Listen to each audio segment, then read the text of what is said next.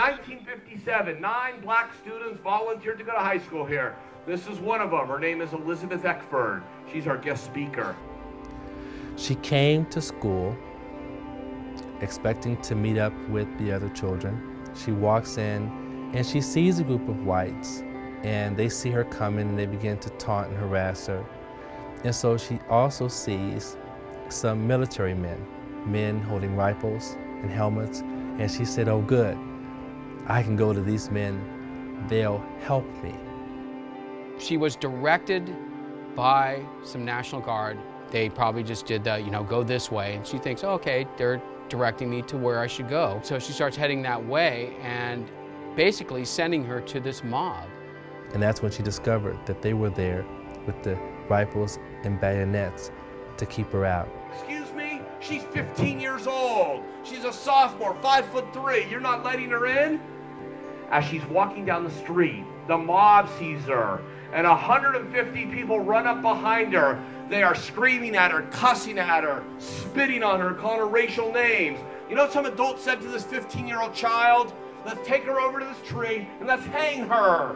Ladies and gentlemen, Elizabeth made it home. She made it to the bus stop, and then she made it home. When she went home, she took off that dress. She made that dress for her first day of school. Felt so proud, she made her own dress. She never wore that dress again. Why? She said when she took it off, there were spit marks all over her.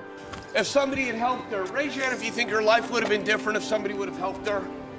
Nobody did. Ladies and gentlemen, are you going to be silent when you go home? Are you going to be silent?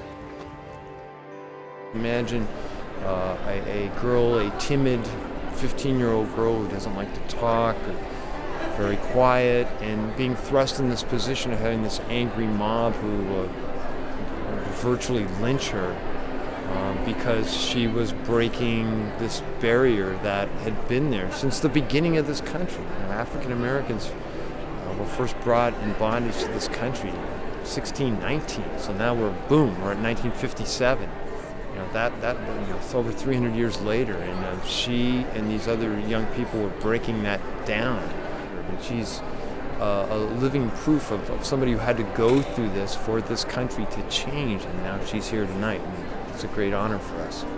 Often children have a sense of innocence, thinking that things are going to eventually turn out right.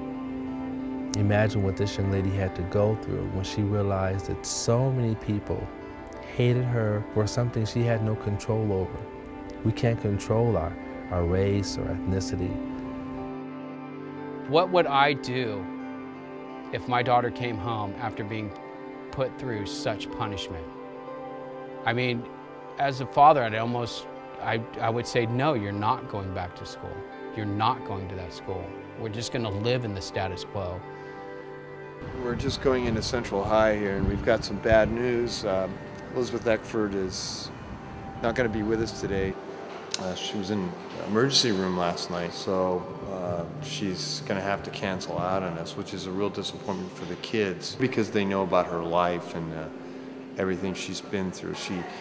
She wears that pain in her heart right on her sleeve. It's apparent. So, anyway. Totally bummed. Totally bummed. Totally bummed.